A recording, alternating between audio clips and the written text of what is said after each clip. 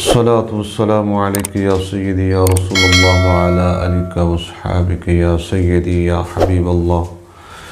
معزز ناظرین اکرام، السلام علیکم ورحمۃ اللہ وبرکاتہ. آج ہم اللہ کے فضل و کرم سے اور نبی رحمت علیہ السلام کی نالین پاک کی برکت سے نماز کے شرائط آپ حضرات کو بتائیں گے. چونکہ پہلے اسلام کے بنیادی ارکان آپ کو بتائے تھے پہلی ویڈیو میں، اور اس میں سب سے پہلے جو اسلام کے بنیادی ارکان میں سے سب سے پہلے جو ہے وہ کلمہ تھا. تو مختصراً میں نے عرض کیا کلمے کے حوالے سے کہ کلمے میں دو چیزیں ہیں، ایک توحید اور ایک رسالت، یعنی اللہ کریم کی وحدانیت پر ایمان رکھنا اور رسول گرامی صلی اللہ تعالیٰ علیہ وسلم کی رسالت پر ایمان رکھنا اور آپ کو آخری نبی ماننا، یہ ہے کلمہ. تو کلمہ جو ہے یہ ایمان اور عقیدے کے حوالے سے یعنی اس سے تعلق رکھتا ہے، اور باقی چار چیزیں جو ہیں وہ اعمال کے ساتھ تعلق رکھتی ہیں. تو ان میں سے جو پہلی چیز ہے وہ نماز ہے، جسے عربی میں صلاۃ کہا جاتا ہے. صلاۃ کا لغوی معنی دعا ہے، جیسے قرآن حکیم میں اللہ تبارک و تعالیٰ فرماتا ہے، نبی رحمت السلام کو حکم فرماتا ہے، خذ من اموالہم صدقۃ تطہرہم وتزکیہم بہا وصلی علیہم ان صلاتک سکن لہم. حبیب علیہ السلام جو امیر صحابہ ہیں ان سے مال لے لیں اور ان کا تزکیہ نفس فرمائیں اور ان کے لیے دعا فرمائیں. آپ کی دعا جو ہے ان کے دلوں کے لیے راحت و سکون کا ذریعہ ہے. تو یہاں صلاۃ کا معنی جو ہے وہ دعا کے معنی میں آتا ہے.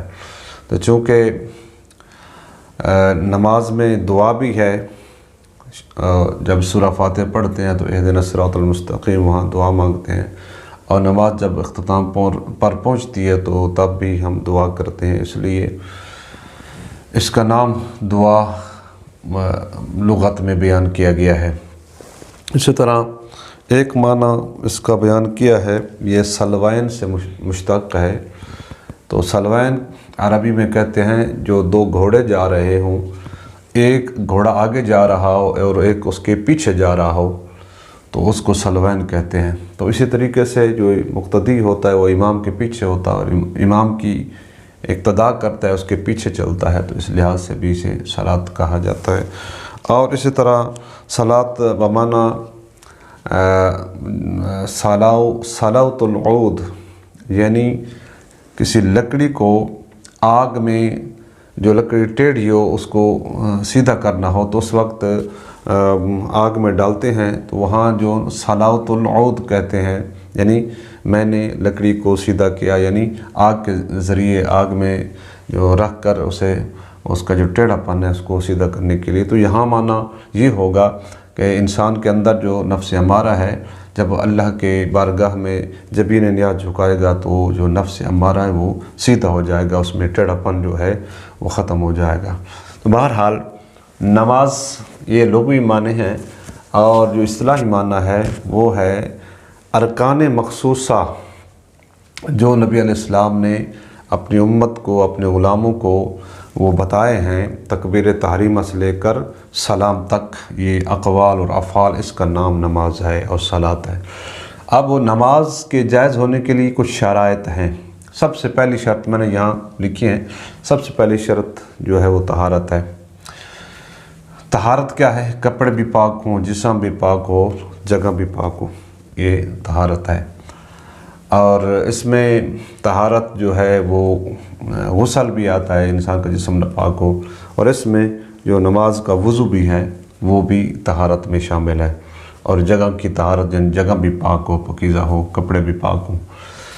اور اسی طریقے سے دوسرے نمبر پر ہے ستر عورت، یعنی جو مرد اور عورت کے لیے جو جسم کا حصہ ڈھانپنا ضروری ہے. مرد کے لیے ناف سے لے کر گھٹنے کے نیچے تک، اور عورت کا سارا جسم ڈھانپنا یعنی اس کو چھپانا ضروری ہے سوائے چہرے کے اور دونوں ہتھیلی اور پاؤں کی تلیاں، ان کے علاوہ باقی سارے جسم کو ڈھانپنا ضروری ہے۔ اور تیسرے نمبر پر ہے استقبال قبلہ، قبلے کی طرف منہ کرنا، ٹھیک ہے، یعنی قبلے کی طرف متوجہ ہونا، جس طرف قبلہ شریف ہے اس کی طرف منہ کر کے نماز پڑھنا، یہ بھی شرط ہے۔ اور چوتھا ہے وقت، نماز کا وقت، یعنی نماز کا وقت شروع ہو تو پھر وہ نماز تم پر فرض ہے، اس وقت میں نماز ادا کریں۔ اس سے پہلے اگر نماز ادا کریں گے، نماز کا وقت ابھی شروع نہیں ہوا تو پھر وہ نماز نہیں ہوگی۔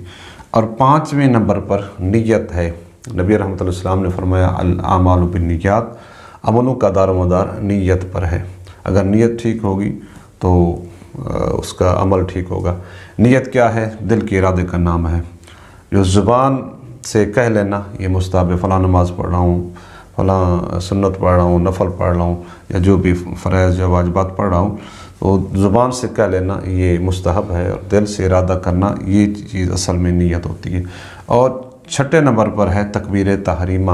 تکبیر تحریمہ نماز شروع کرنے سے پہلے جو تکبیر کہی جاتی ہے، تکبیر تحریمہ، تحریم یعنی اس کے بعد جو کام آپ کوئی دنیاوی نہیں کر سکتے وہ تم پر حرام ہے، تو اس لیے اسے تکبیر تحریمہ کہتے ہیں، حرام سے ہے تحریمہ۔